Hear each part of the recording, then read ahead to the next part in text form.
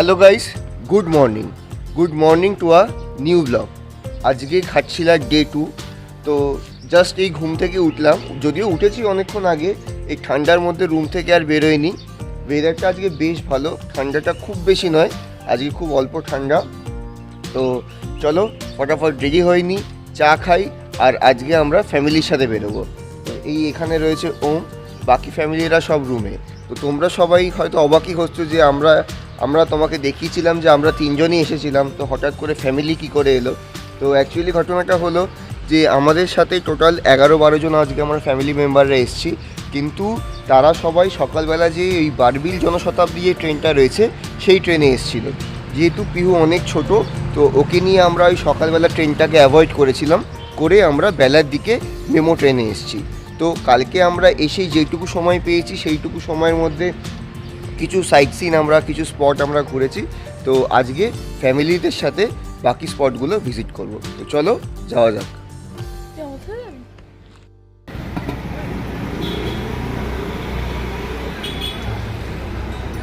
দুটো করে দাও। কত করে দুটো দাও? আর কি আছে ইডলি ছাড়া? বড়া আছে। আর এই পুরি কত করে? দুটো 10 টাকা না? দুটো একটা 10 টাকা। আর এই বড়া 5 টাকা।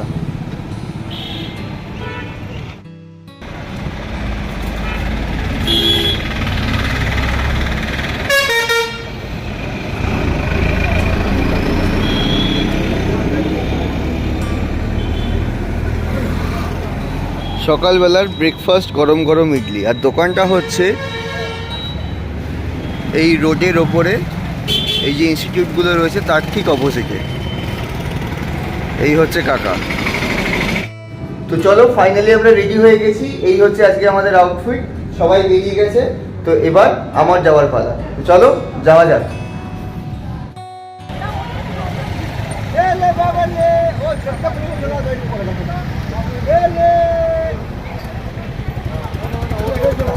চলে এসছি আমরা গালুজি ড্যাম্পে। তো সামনেই ড্যাম আর পেছনে রয়েছে সুন্দর পাহাড়, আর অবশ্যই নিচ দিয়ে বয়ে চলেছে সুবর্ণরেখা নদী। তো দেখি যদি নিচের দিকে নামার কোনো ব্যবস্থা থাকে নিচের দিকে নামবো, না হলে উপর দিক থেকেই তোমাদেরকে দেখিয়ে আমরা চলে যাব পরবর্তী ডেস্টিনেশন। তো চলো একটু গালুজি ড্যামটা ঘুরে দেখা যাক।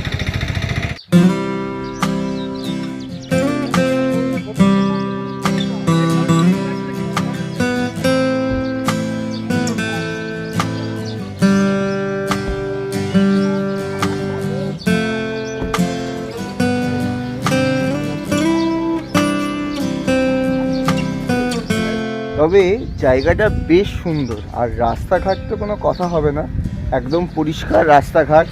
তো যারা গাড়ি বা বাইক নিয়ে ট্রাভেল করতে পছন্দ করো তাদের জন্য এই রাস্তাটা একদম অ্যাপ্রোপ্রিয়েট, খুব সুন্দর। চলো আর একটু ঘুরে দেখাই।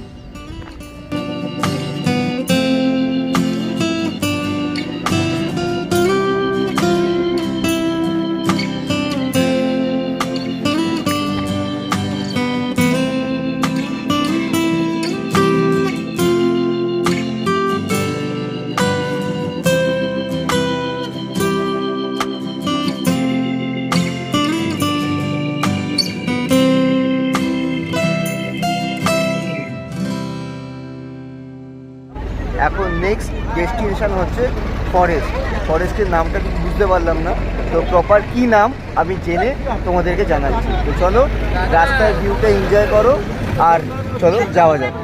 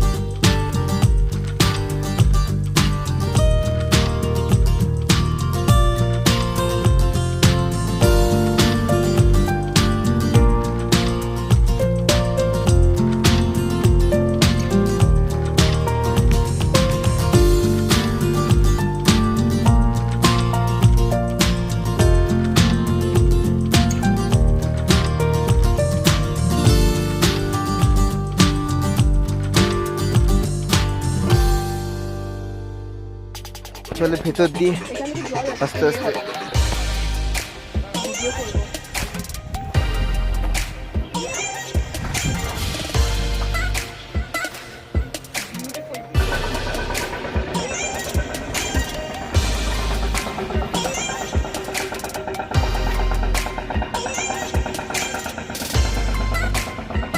আর উঠে যাবে এখান থেকে।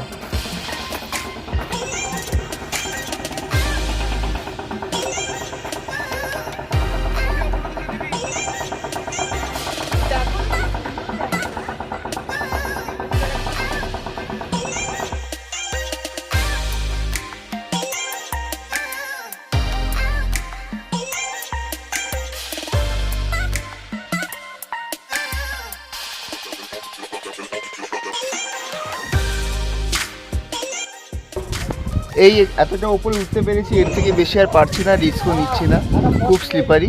তো এখান থেকেই একটু ভিউটা দেখে আবার আমরা ব্যাক করব।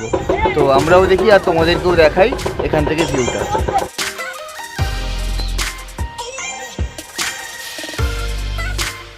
নারোয়া ফরেস্ট, এখানে ওই জাস্ট এই পাহাড়টা ছাড়া সেরকম ঘন জঙ্গল কিছু দেখলাম না। মানে জঙ্গল আছে এই সাইডটায়, কিন্তু সেখানে ঢোকার কোনো জায়গা দেখতে পেলাম না।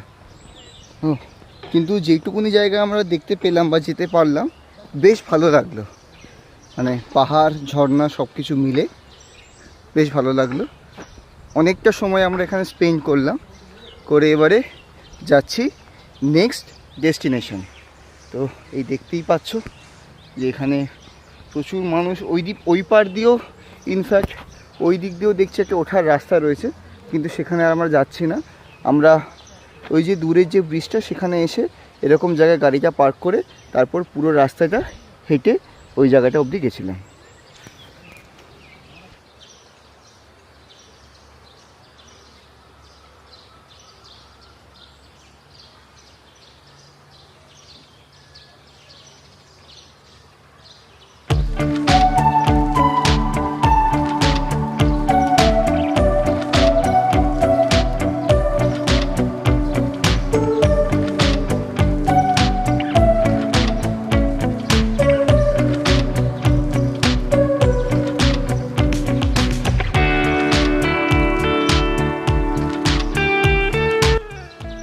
আমরা চলে এলাম রঙ্কিনী মন্দির। এই পেছনে হচ্ছে মন্দির। তো চলো এবার রঙ্কিনী মন্দিরের ভেতরে প্রবেশ করা যাক।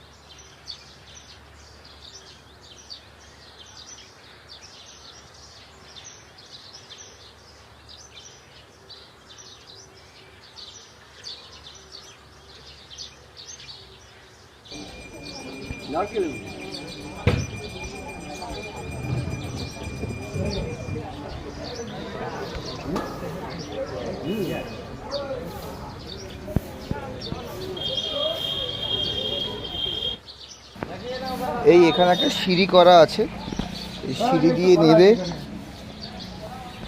ওই হচ্ছে রাস্তা। তো চলো, বেশ অনেকটাই উঁচু, ঘন্টাখানিক সময় লাগবে যেটুকুনি শুনলাম।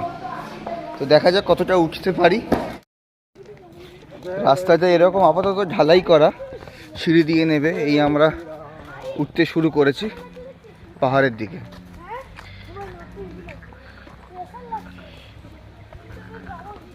এরকম মাঝে মধ্যে উঁচু উঁচু পাথর আছে, তো একটুখানি ওঠার সময় নিচে দেখে তবেই পা ফেলা উচিত।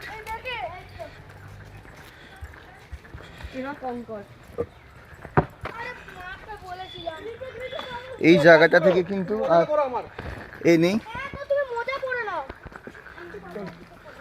এখান থেকে কিন্তু আর কোনো এ নেই। একটু পাটা দেখে, সবাই একটু দেখে শুনে পা ফেলো। পুরো রাস্তা খাড়া রাস্তা।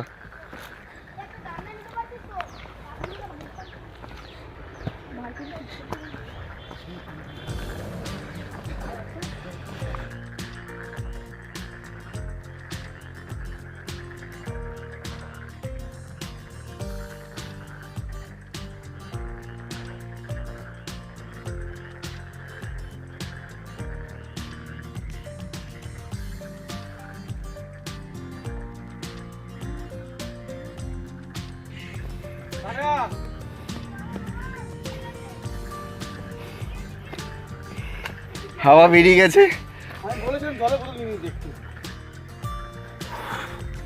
প্রচন্ড বাজে রাস্তা।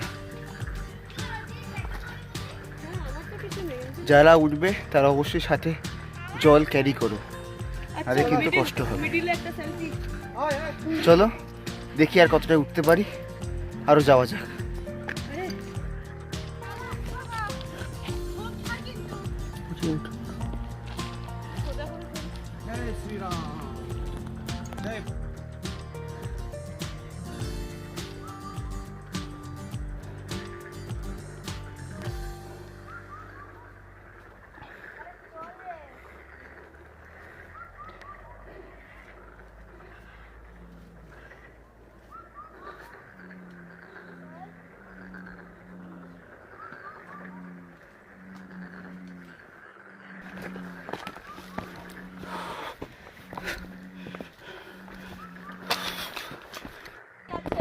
Finally reached the final destination.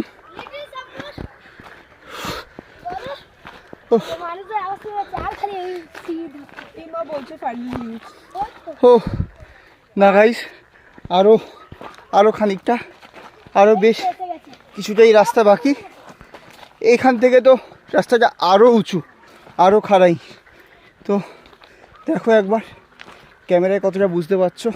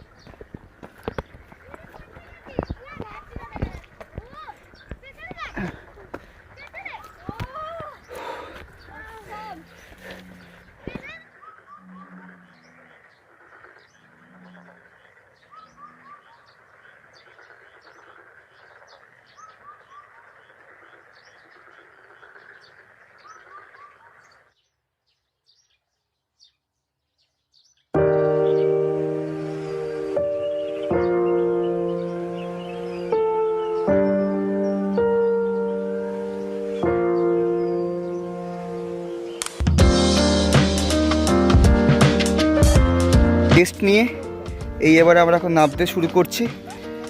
ওঠার সময় আমাদের সময় লাগলো পাক্কা 40 মিনিট মতো। নামার সময় কিন্তু আরও বেশি কেয়ারফুলি নামতে হবে, খুব স্টিফ, পারলে কিছু কিছু জায়গায় বসে বসেও নামতে হতে পারে। তো চলো এবারে এখান থেকে নামা যাক।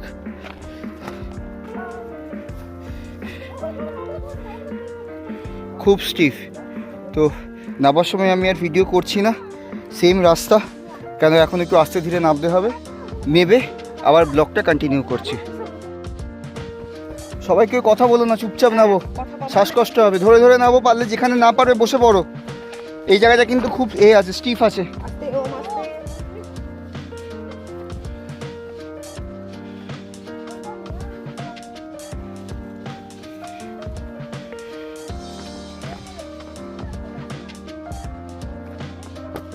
এই আমরা নেমে গেছি, প্রায় 15 মিনিট মতো সময় লাগলো নামতে।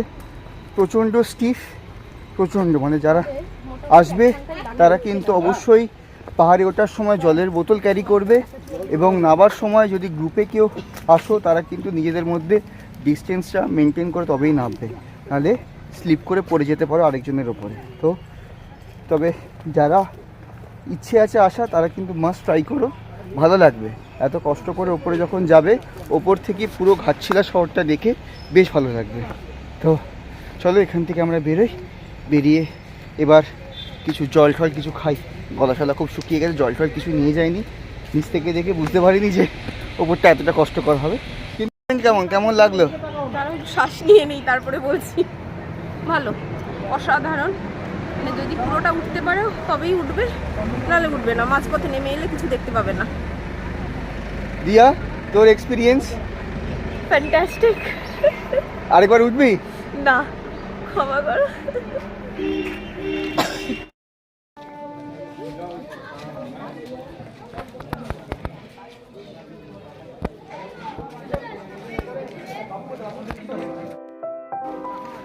গৌরীকুঞ্জ, এই গৌরীকুঞ্জর এই হচ্ছে এন্ট্রান্স।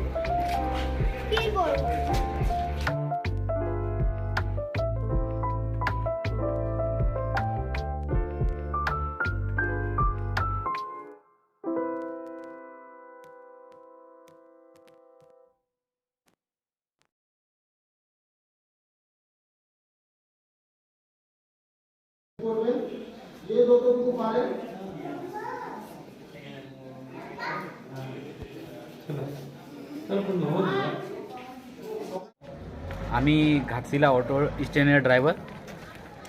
আমার কাছে আসবেন, ভালো ঘুরে যাবেন, শালপাত্তায় রস চিকেন খাবেন, বুরুডি লেকে দেশি চিকেন আপনাকে খাওয়াবো। আপনি ঘাটশিলা ঘুরতে আসবেন, আর ঘাটশিলার হাওয়া পানি অনেক ভালো। আপনি এখানে 1-2 দিন থেকে করে আপনার বডি হেলথগুলো ভালো হয়ে যাবে। আপনি, আমার নাম্বার হচ্ছে 8404836496। আমার নাম হচ্ছে মনু কুমার। যদি কোনো দিন আসবেন তো আমাকে স্টেশনে পাবেন আপনি। আর কত টাকা কি তোমরা নাও ঘাটশিলা পুরো ট্যুর করতে? ঘাটশিলায় একদম এমনি 14টা স্পট, আচ্ছা। মোস্ট ইম্পর্টেন্টগুলো, ঠিক আছে। এটা কভার করলে 2 দিন লাগে, ঠিক আচ্ছা। আছে।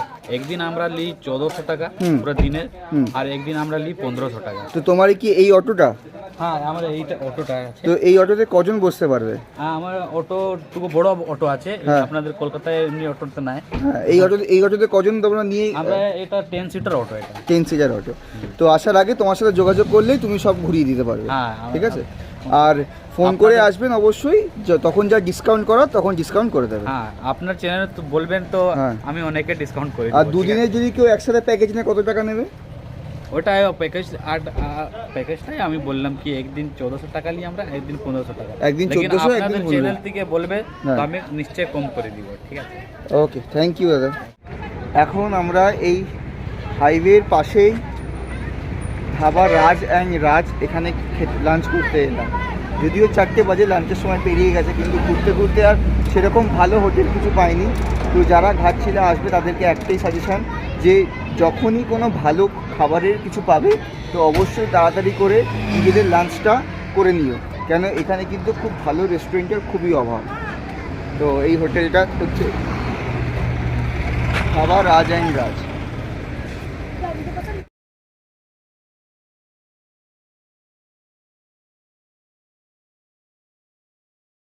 স্পেশাল ভেজ থালি, এতে ভাত, এটা একটা পনিরের তরকারি, আলু ফুলকপি আছে, আর আলু ভাজা, ডাল ভাত, এটা হচ্ছে 150। আর এই হচ্ছে ডিমের কারি, 4 পিস ডিম 160। আর বাটার নানটার দামটা এই মুহূর্তে আমার ঠিক মনে নেই, তো মেনু কার্ডটা আমি আগেই দিয়েছি, তো তোমরা যারা দাম দরকার তারা মেনু কার্ড থেকে দামটা জানতে পারো। তো এবার খেয়ে দেখা যাক কেমন টেস্ট হয়। এই লাঞ্চ করে বেরোলাম, খাবার দাবার ঠিকঠাক, এক্সট্রা যে ডিমটা নিয়েছিলাম সেটা কিন্তু ভালো ছিল, বাকি ডালটা একদম অ্যাভারেজ। চালগুলো একটু বেশ মোটেই ছিল, মোটামুটি স্ট্যান্ডার্ড, দাম তুলনায় ঠিক আছে। তো তোমরা, আমি আগেই বললাম যে এখানে খুব বেশি ভালো রেস্টুরেন্ট হয়তো পাবে না, মানে আমাদের চোখ এখনো অবধি পড়েনি। তো তোমরা ট্রাই করতে পারো, খারাপ লাগবে না। কালকের ব্লগটা আমি এন্ড করতে পারিনি, কেন কালকে রাতের বেলা ফিরে সেরকম আর কিছু দেখানোর ছিল না। আমরা এসে জাস্ট এত টায়ার্ড ছিলাম, শুয়ে পড়েছিলাম, তো ওই জন্য কালকের ব্লগটা এন্ড করতে পারিনি। আজকে সকাল সকাল স্নান টান করে রেডি হয়ে গেছি। আজকে আমাদের চেক আউট সকাল 9টায়, তবে এখনও 9:30 বাজে। ভেতরে পিহু খাচ্ছে, তো পিহু খেলে আমরা চেক আউট করবো, করে আমাদের একটা রুম নিচে আছে, সেখানে খানিকক্ষণ থাকবো, থেকে ওই কালকে সেম জায়গায় আমরা গিয়ে ব্রেকফাস্ট করবো।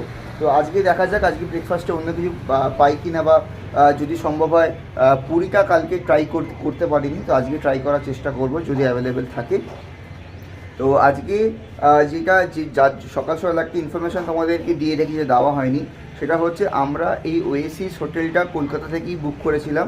তার বুকিং ডিটেলসটা আমি ডেসক্রিপশানে শেয়ার করে দেবো। তো আমাদের রুমটা নিয়েছিল 1300 টাকা, ডাবল বেড রুমগুলো নিয়েছিল 1300 টাকা, আর একটা 4 বেডের রুম নিয়েছিলাম যেটা হচ্ছিল গ্রাউন্ড ফ্লোরে, সেটা নিয়েছিল 2200 টাকা।